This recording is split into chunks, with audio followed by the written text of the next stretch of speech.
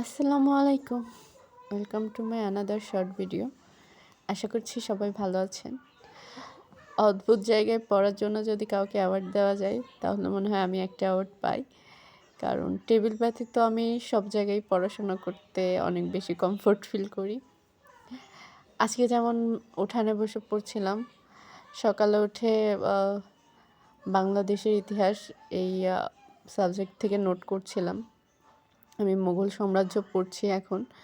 আসলে যেহেতু সিলেবাস অনুযায়ী বাংলাদেশের প্রাচীন জনপদ থেকে শুরু করে পাকিস্তান আমল পর্যন্ত যে চ্যাপ্টারগুলো আছে এটার মধ্যে 4 মার্কের কোশ্চেন হলেও এটা অনেক বড় একটা প্যারা। তো এটা শেষ করতে আমার প্রায় এই নভেম্বর মাস লেগে যাচ্ছে।